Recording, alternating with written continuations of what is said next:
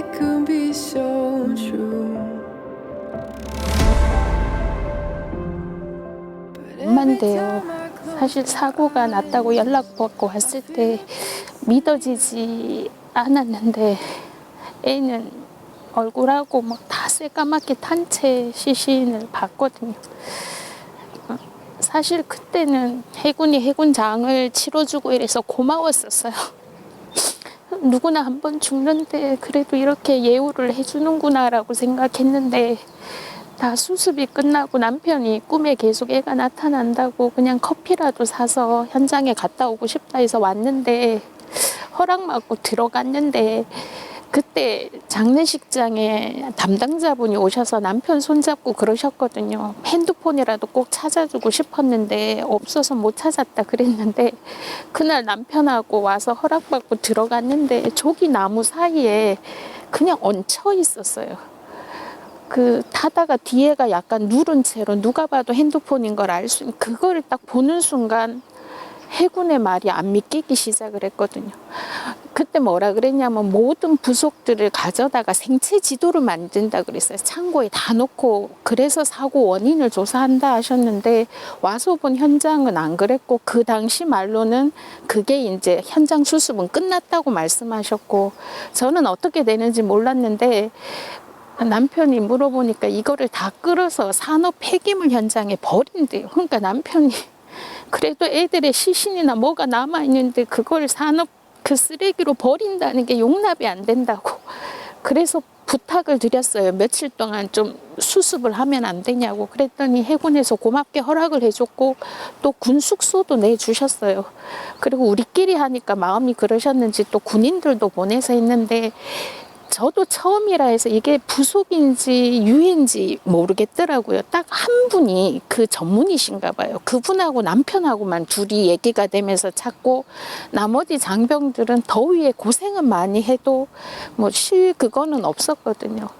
그리고 저희가 계속 찾으니까 그 다음에도 와서 몇 번씩 찾기는 했는데 여기 올 때마다 남편이 삥 둘러서 보면 군데군데 많이 찾아서 얹어요. 그러니까 그 사고 조사를 하는데 이런 부속은 뭐 찾을 필요가 없는지 그거는 저희가 잘 모르겠는데 그랬고 12월 31일 날 남편이 그 금속 탐지기를 샀거든요. 이렇게 추워져서 나뭇잎이 좀 죽으면 그래도 부속을 더 찾아보겠다고. 그래서 찾을 때 저쪽에서 이 부품을 찾은 거예요. 그리고는 자기가 인터넷에 찾아보고 막 이랬더니 초계기 부품일 가능성이 높고 이게 부러졌으면 동영상처럼 그렇게 떨어진다 그러고.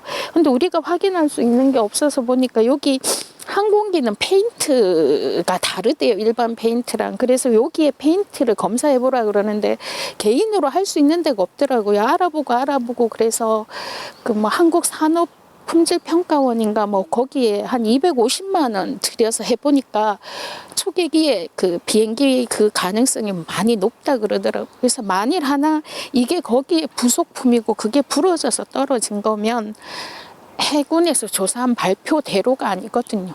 조종사들이 실속해서 떨어졌다가 아니란 얘기가 되거든요. 자식을 잃은 입장에서 나는 우리 애 성격이나 이런 걸 봐서 그런 걸 실수할 녀석이 아니거든요.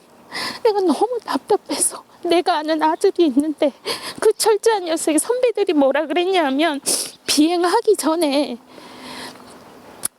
조종사들이 다 검사를 한대요. 정비된 것들. 태훈이가 점검하고 나면 다시 2번 안 본다 그랬거든요.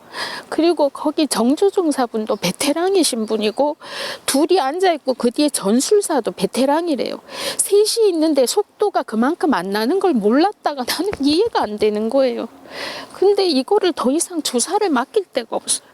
저희가 할 수 있는 게 더 이상 없어서 사고조사위원회는 다 해체됐고 남편은 이걸 해군에 그냥 줄 수가 없다는 거예요. 조사를 안 할 수도 있는. 그러니까 저희는 이게 조사가 조금 더 됐으면 좋겠고 만약에 속도가 그렇게 안 났다면 이유가 있었겠죠. 그거를 좀 알고 싶은데 할 수 있는 방법. 그러니까 뉴스나 드라마에서만 봤지 이런 일이 있을 때 개인이 할 수 있는 일이 하나도 없다는 게 정말 실감이 되는 거예요. 그 애가 불명예스러운 것도 너무 속상하고, 더 속상한 건 입장 바꿔서 우리 애가 죽은 게 아니라 다른 군인이 죽었고 우리 애가 비행기를 몰아야 된다 그러면 나는 하루도 못 견딜 것 같거든요. 지금 누군가의 부모는 그러고 있을 거잖아요. 그러니까 그런 일이 없게 어디 부분이 문제인지 조금 더 해보고 군인들이 안전하게 했으면 좋겠어요. 나라를 위해서 자기 목숨을 바치겠다고 선언한 군인들이잖아요. 그러면 그 죽음에 대해서는 좀 철저하게 해주고 다시 사고가 재발하지 않았으면, 그게 정말 좀 간절한 바람에. 남편은 아직도 제정신이 좀 아니에요. 제가 알던 남편이 아니거든요. 한 80% 정도만이고 한 20%는 넋이 나가 있는 것 같아요. 그래서 좀 지금도 국제적으로도 그렇고 우리나라 안보도 그렇고 여러 가지 힘든 상황인 거 아는데, 그래도 조사만큼은 조금 더 자세하게 되고 다시 사고가 나지 않게. 만약에 전쟁 중에 이렇게 죽었다면 이렇게까지 억울하진 않을 것 같아요. 아주 단순한 연습이었거든요. 그런데 그걸로 이렇게 목숨을 잃을 줄은 정말 생각을 못했거든요. 그래서 조금만 더 조사가 철저했으면, 그래서 후속 조치가 안전에 대해서 조금만 잘 됐으면 하는 게 안타까운 바람이에요. 그런데 개인적으로 저희가 더 할 수 있는 게 없어서 좀 그게 이루어졌으면 하는 게 저희 바람입니다.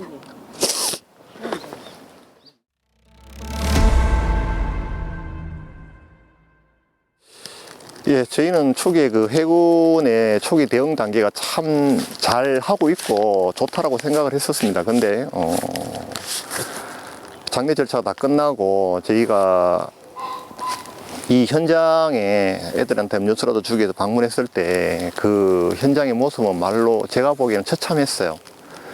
그래서 조종사가 쓰던 핸드폰이 사고 현장에 뒹굴어져 있었고, 그 다음 많은 대형 부품들이 주위에 있는 것을 봤을 때 도대체 현장 수습을 제대로 한 건지, 그리고 해군이 말한 현장 수습을 통해서 철저한 조사를 하겠다는 그 말들이 과연 신빙성이 있었는지 굉장히 의심이 가기 시작했습니다. 그래서 저희 집사람과 둘이서 그 이후로 계속 그 현장에 와서 혹시라도 있을 애들의 잔해나 기타 이제 사고 원인을 분석할 수 있는 여러 가지 부품들을 찾으려고 굉장히 노력을 했어요. 그래서 그렇게 한 주요 원인 중에 하나는 뭐냐면, 사고로 인해서 초기가 폭발을 했고, 거기에 있는 송전들의 많은 시신들이 공중으로 분해가 됐어요. 그래서 이 사고 현장에 많이 있음에도 불구하고 수습은 되지 않았고, 그리고 이 사고 현장은 모든 내용물을 가지고 산업 폐기장에 버린다는 것. 그래서 군에서 나라를 위해서 순직한 사람들에게 도대체 이럴 수가 있는가. 그래서 할 수 없이 저희 집사람하고 둘이 현장을 수습하기 시작했습니다. 손으로 끌고 호미로 땅을 파면서 하나하나 찾기 시작했어요. 그래서 그 이후로 많은 뼈들과 살점, 그 다음에 남아있는 잔해는 말할 것도 없이, 그래서 그런 과정을 거치게 되었습니다. 그때는 이제 해군이 수습이 끝났다라는 이렇게 얘기를 한 단계였나요? 그래서 그 이후 그때는 저희가 해군에서는 현장 수습이 완벽히 끝났고 모든 게 다 수습이 끝난 상황이고, 그리고 저희는 그러면 우리 애들한테 현장에 하다못해 커피라도 한 잔 좀 주고 올 수 있겠느냐 라는 말을 건넸고, 그리고 그 허락을 받은 다음에 이 현장에 오게 됐거든요. 그러니까 저희들이 왔을 때 해군의 입장에서는 모든 사고 현장이 완전히 수습이 된 거예요. 그럼에도 불구하고 이 주위에 대형 파편들, 비행기의 잔해로 보이는 파편들이 널려져 있었어요. 그리고 저희가 깜짝 놀란 것은 많은 전문가들이 비행기의 조종 간의 문제, 로드라든가 아니면 윙 날개라든가 문제가 있을 수 있는 사고라고 추측을 했음에도 불구하고 그와 관련된 부품들이 널려 있었어요. 그래서 와이어라든가 이런 걸 봤을 때 해군이 현장 수습에 대한 관심을 가지지 않았다는 의심을 할 수밖에 없었습니다.